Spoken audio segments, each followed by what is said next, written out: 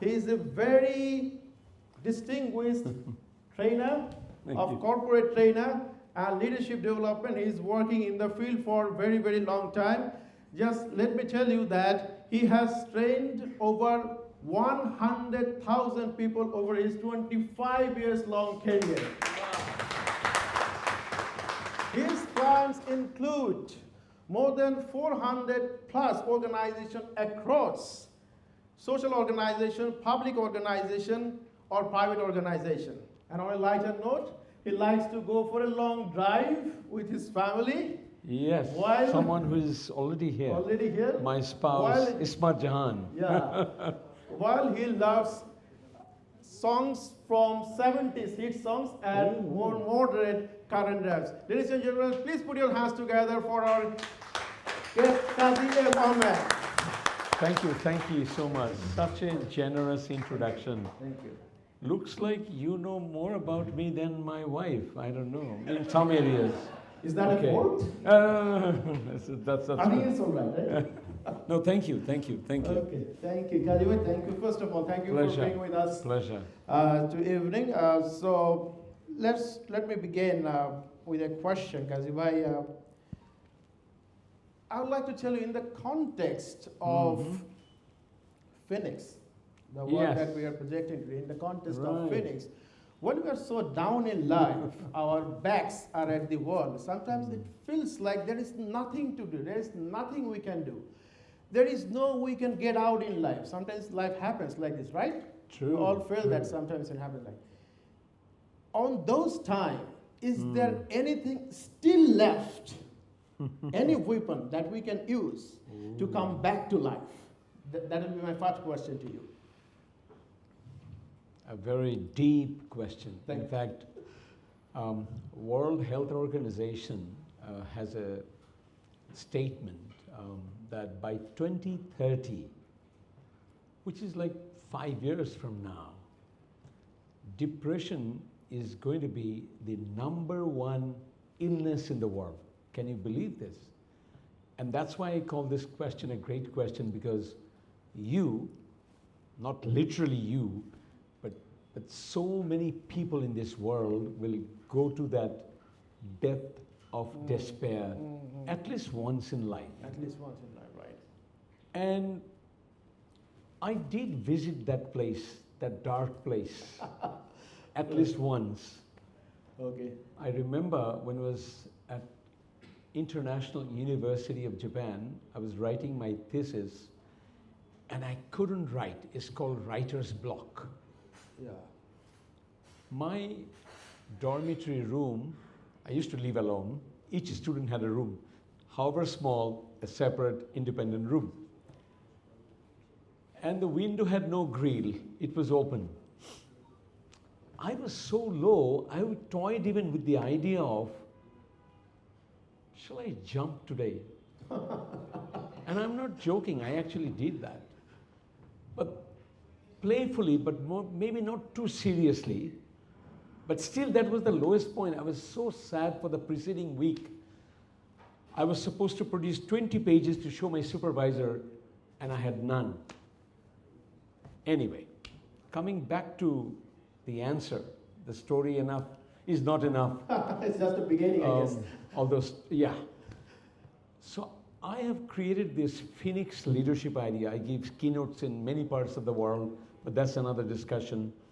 So from my experience, I come to the Phoenix mindset. What is the Phoenix mindset? It draws on something very powerful that many before me have said, and it is this. Anything that happens to you is called stimulus. And whatever you do to that is called response. You know all this. But in between this stimulus and response, there is a space. Some people do not realize that. In my younger life, I used not to realize it. But for many years now, I do. So in that moment, I thought I was at the lowest moment. I couldn't go probably beyond lower than this. Okay. So like the phoenix bird, the mythical bird example you said, Faiz, the lowest point is the ashes, let's say. Yes. But to me, to you, that could also be the beginning, because that's what phoenix does. From that moment, it flies brighter, better, Right. and whatnot. Right. Now, how to do that? Very quickly. My quick answers are, any challenge that comes in my life, I choose, because that is the last freedom everybody has. You can choose positivity over negativity. Okay. And what logic do I have? I think from every negative, there is a positive. Give me any example.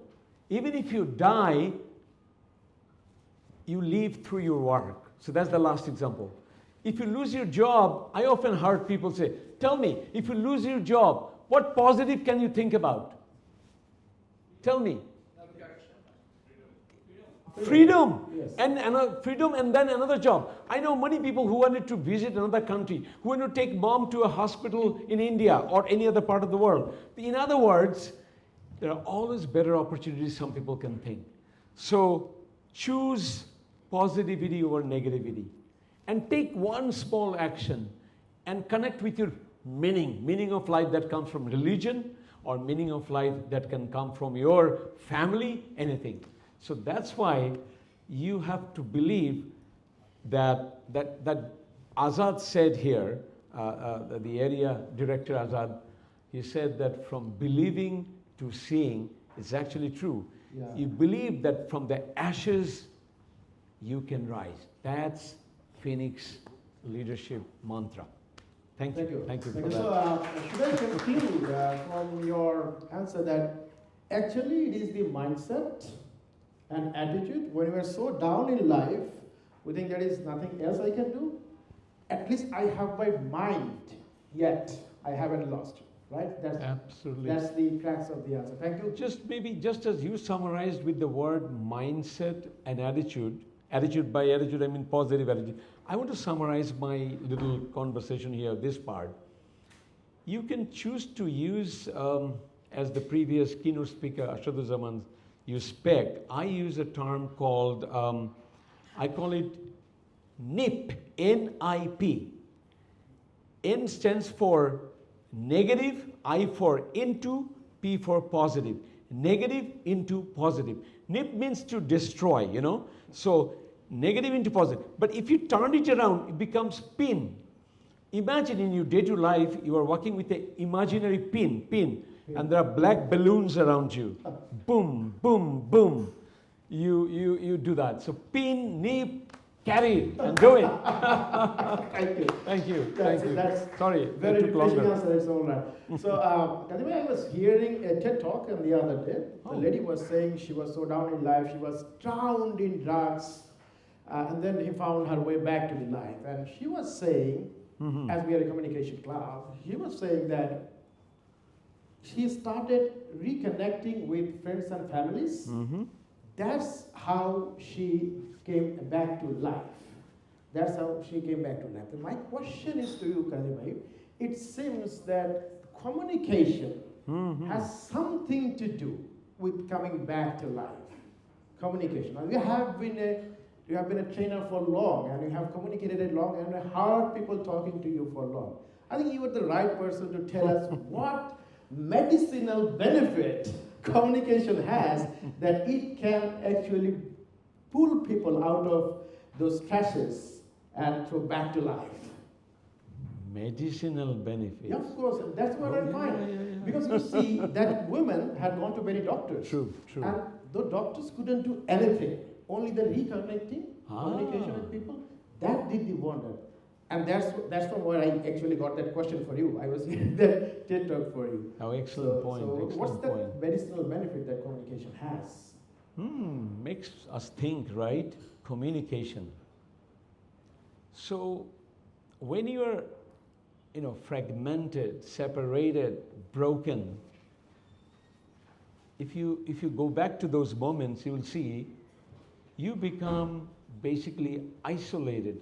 Your body language becomes this, and you don't want to do much, Exactly. So that's the issue. You become isolated, you become alone. But the medicinal magic happens when, Faiz? When you speak, two things happen, we say. One is, of course, you are communicating interpersonally with Yes. one person, with two, but mostly one person, someone you can trust, someone you know will empathize with you. But the other thing also happens. There is intrapersonal communication. I mean, Right. you also talk with you. I am also communicating with myself. Isn't that true? I am also Yeah. communicating with myself. Because whatever you say, you think about it first. So you're actually communicating. So that's why the first medicine it works this way Okay. when you communicate. So Now- I started Yeah, discovering myself when I start communicating. Exactly. You That's the first discover. discovery. If you're only thinking alone, that's not enough. Yeah. But also you're going to talk, so both working. So both working Then, together. then again, through this communication, three things happen, I would say, then. Yeah. One is connection, because it's another person. And the person who you trust, your close friend, confidant, Confidant. someone you are very comfortable Yeah, to discuss yeah. about your Discuss about difficult my time. difficulties. Absolutely. So, second thing that happens is clarity. If the other person is a good listener, as not a talker, and the other person also asks questions, the second thing that comes is clarity. Yes.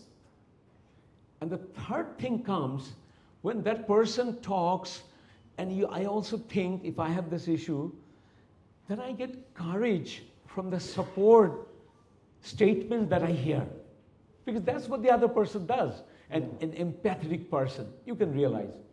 So when these three things happen, you have good connection, you have clarity, and you got courage, then you feel, yeah, this is another aspect, I would say, of this leadership, my Phoenix leadership, Right. that communication, actually, without communication, you shrink. Yeah. With communication, you rise. Right. That's, I would say. Right. That's why communication works. That's why communication works. So when we are so down in life, we are not confined not just within our bodies, we are also confined within our mind. So that's what you are saying. So when we start communicating, first we start communicating with me, then the other people, then we started from shrinking back to opening up. And that's where the medicine is, right? Absolutely. Thank you. Thank you. The next question, we also deal with leadership in Toastmasters, Kajibhai. So my question will be to you is, it seems that good communication skills and leaderships are positively correlated. Of course. I would say that. I would like you to elaborate on that. How good communication skills leads to good leadership. Oh, this morning, I think, didn't I hear from one of you Toastmasters, the first speaker was talking about our, what do you call it, oath? Toastmasters invocation, or where it comes. The club's mission statement. Yeah, mission statement. Mission statement has it. This is for communication and leadership skills. So no wonder these two, I'm not the first person who said it. I think John F. Kennedy, one of the presidents of the US, the very famous one, said it, that this linkage, especially from the learning point of view. I would then say that why communication is a leadership tool. Yeah, that's the question. Because it's through communication we influence. Yes. You have to understand that, huh? And when you speak, or when you create a vision with words, what do? You are communicating with words, literally. Second, when you listen with trust, with empathy, that has an influence too. Some people say that you can impress someone with listening more than even speaking. Right. More actually. I wanted to mark that. You can impress someone with listening more than you can talking. Absolutely. Okay. Absolutely. Okay. So, and then I would like to add that communication is like the oxygen that you use to create your leadership skills. Without communication, your storytelling is not there. How are you going to influence them? So the better you are at communication, more impact you can create. And that's why gradually you become leaders. One last point. My life story is that I'm a backbencher like many, if there are anyone here. But from a village school guy to Kollanpur to Kolabagan to whatnot, here I am, as you introduced me, as a global trainer now. So that's the reality. Thank you very much. That's a Thank you. very refreshing answer. Communication helped me become a leader in my field. We can see a small area, but I made a mark. We can see it very clearly, Kalibai. Thank you you. very much for Thank that. Brother, I have just last question for you. Mm-hmm. I have a personal question to you. Just personal question, if you don't mind. Sure. Did you ever had a moment in your life where you did something very wrong, you did a mistake, but simply you could come out of the situation because of your communication skills, probably with your boss, with your families, you did something very wrong, but you could escape that situation simply because out of your communication skills. could happen. You could smile, right? Well, Perpetually. anyone who's married here, I saw the red card, thank you.